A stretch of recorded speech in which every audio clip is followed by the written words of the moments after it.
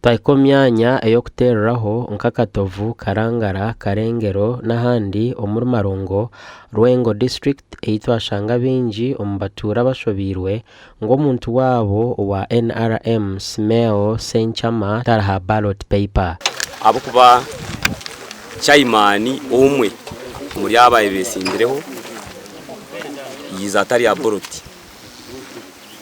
Kuyiza ataruho batugira ngo bemereze ko naka akarura kabwa chairman baronde ba kansara bonka hatu abajatipana mugarikeyo bwanyima muyize mutekete ko umurundi gumugo kuronda turondo umurundi gumwe chairman na ba kansara genze utuwadde abarondi kukozesa amasebwa ne bwababera bandi babera n'abagamba ne basumurura bamaze okusumurura ne basanga ku ntebe y'erusisiri kandi tumutali yesi muna fere tugira abatupira yabone beyongera so ne batuwa instruction bagamba turonde ba counselors then eyo ntebe y'okusatu bajja kukora ki bajja kugiteekateekera kubara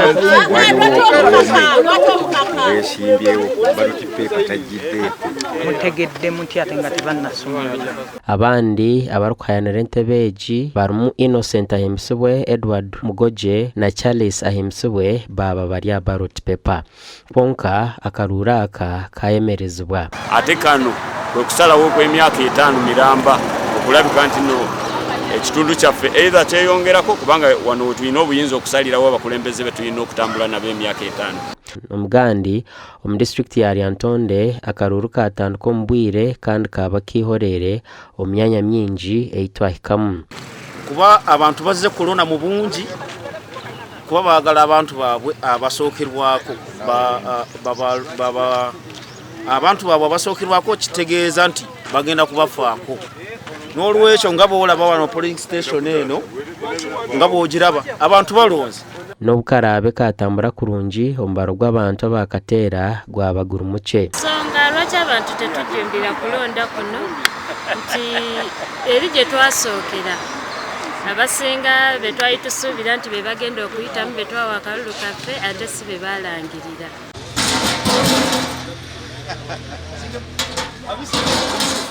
Omugandi abatura kwetoorora district ya Kasese bayejumbira mu kuteera akaruru ko kuronda abakuru b'entebe za kashatu na ba kansara baabo kandi akaruru aka kaba k'obusinge.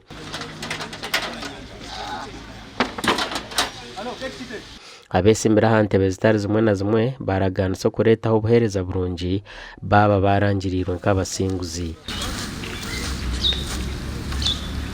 We want to work on drainages in Hima Town Council. The people are really affected by floods. Then the other is to work on the extension of more taps because, as you know, the population has increased and therefore we need to increase on the coverage of water in Hima Town Council and at every cell. We still have a challenge of schools, education. In Hima Town Council, currently we don't have a government-aided secondary school. We are still lobbying to see that our community school, which is Hima Parents, to be taken up as a secondary that is aided by the government. Obuhereza, it is a continuous process. Ni kintu ekikugumizamu.